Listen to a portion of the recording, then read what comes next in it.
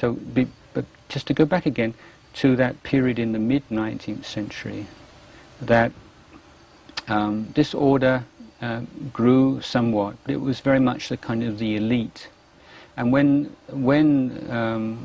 King Mongkut left the monastic order and became the king, then he built a lot of monasteries, particularly for this group, this reform group, and he looked at it as a means of reforming the whole of the Thai Sangha, using this group as like spearhead, or they kind of, that's the right word. And he built a number of monasteries, and he looked at Ubon as being the center for his new group. It wasn't yet an officially recognized sect. There was still a reform group in Ubon, and he built Wat Subat Wanaram, and then a number of other monasteries grew up in Ubon, and they were all of this group, the Dhammayut group. And so now, by this time, if you were a young man, and you were not just thinking of becoming a monk for a short period of time, as I say, just to out of custom and for your parents, but you really wanted to make a go of it and to study and to practice well, then these monasteries would tend to draw the most dedicated people, because the standards were very much higher than other monasteries.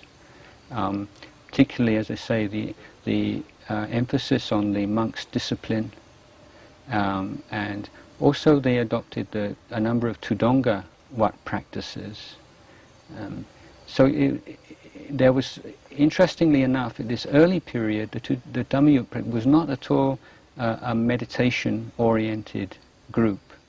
The two areas was really kind of what we call a Protestant group, trying to go back to the real teachings, and emphasizing the monk's discipline, academic study, and then some of the Tudonga Wat practices like eating out of a bowl, and certain regulations regarding wearing of the robes, and not using money was an important one. So many young men from Ubon were ordaining in this group, and one of these was Ajahn Mun, who was born in a little village right on the close to the banks of Mekong River, right in the eastern part of Ubon province. And he ordained in a monastery in Ubon city, and then he went to live with a kind of eccentric, not eccentric, but quite unusual monk called Ajahn Sao. Yeah. So one of the distinctive characteristics of the Dhammayut group in Ubon was that there were a number of monks who were very keen on meditation. So, and that wasn't really so true of the original Dhammayut group in Bangkok. And one of these was Ajahn Sao. So Ajahn Sao was Ajahn Mun's first meditation teacher and mentor. And this was where he, as I say, he imbibed this, what became the distinctive Dhammayut forest monastic style, and one which very much appealed to Ajahn Chah in turn. That's to say, one which stressed one, strict monastic discipline, and secondly, meditation. So before there'd been a lot of meditation, and there'd been groups with the monastic discipline, but this is the first time that at least we know that those two things came together. Until now, we just take it for granted. Oh yeah, the forest monks, the meditators, they're very strict in discipline. But that wasn't at all, the case before Ajahn Mun, as far as we know.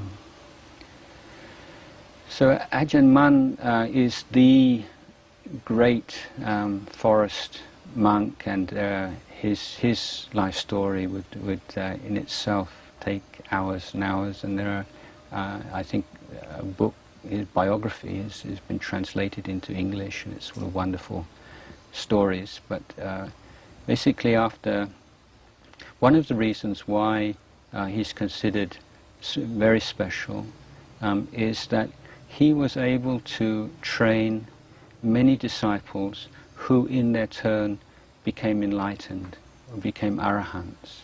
So it's very unusual for even great teachers to have even more than one or two enlightened disciples, even that.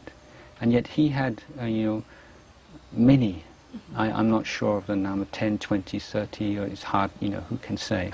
But certainly a remarkable number. It just seemed that kind of like a golden age when there were, in the early part of the 20th century, in the northeast of Thailand, there seemed to be many beings who had reached that kind of ripeness where their spiritual faculties they were ready to go that last stage and to realize enlightenment.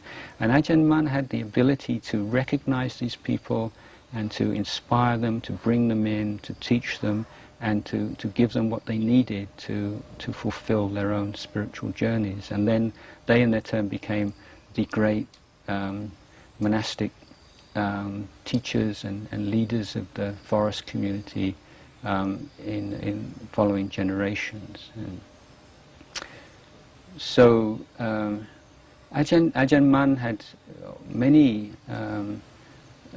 inspiring qualities and his great psychic powers and so on and so forth. But one thing is that he, until he was in his 70s, he never spent 2 consecutive rains retreats, 2 consecutive years in one place.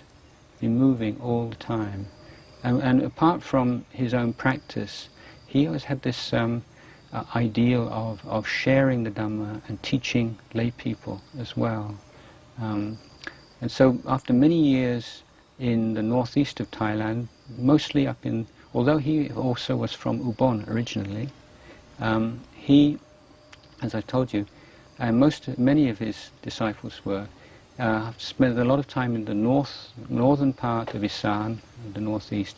He went to Chiang Mai for a number of years, and then for the last 8, 9 years of his life, he came back to the northeast and settled for the last 6 years of his life in a monastery in Sakonnakhon province.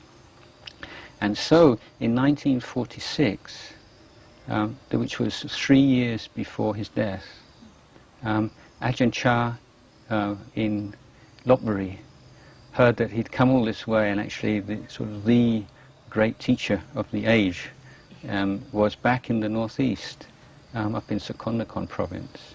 So at the end of that rains retreat, he started to walk all the way back and set off back to Ubon first to visit his family before walking up northwards to see Ajahn Mun.